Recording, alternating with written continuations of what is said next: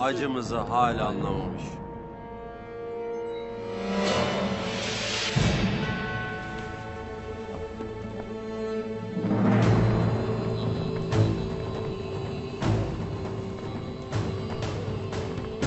Selamünaleyküm.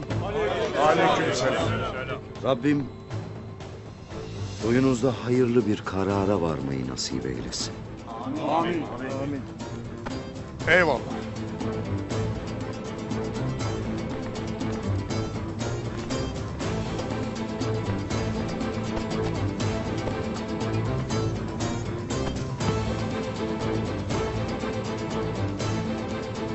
Buyurasın.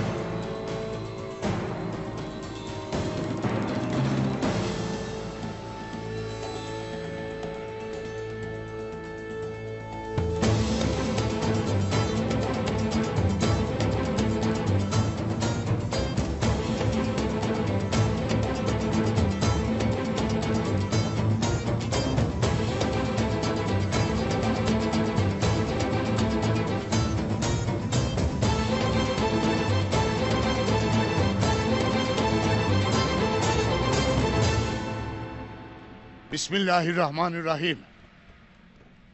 Esirgeyip bağışlayan Yüce Allah'ın 99 adıyla toyu başlatıyor.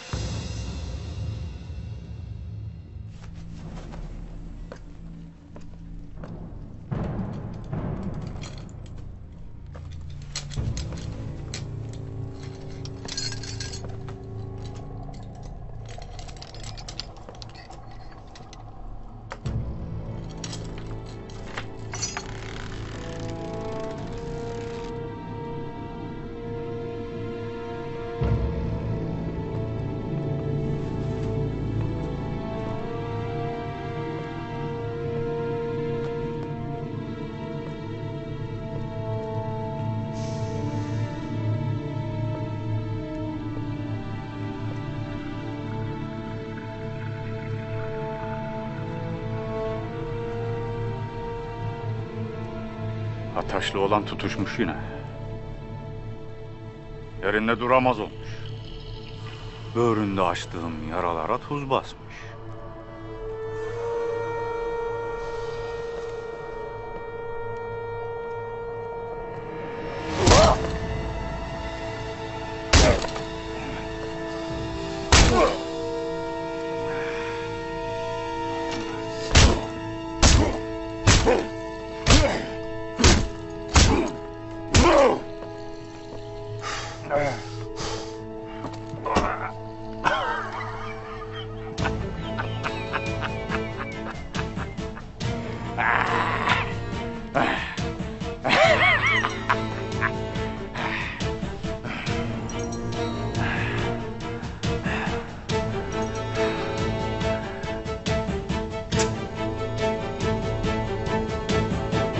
Noyan gibi bir katilin affının kabul edilmesi mümkün değildir. Evet etmeyeceğiz. Kabul etmeyeceğiz.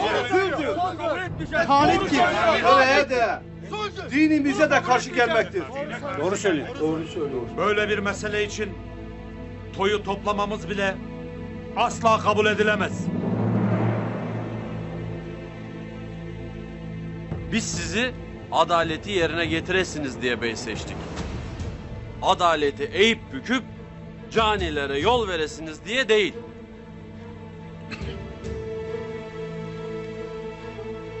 Beylerim, önce 2 oğlumu, daha sonra da kızımı aldılar benden. Yüklü kızımın daha doğmamış torunumun eti toprağa karışmadan bu katil soysuzların başını bağışlamamı mı istersiniz benden? Yok. ne bağışlarım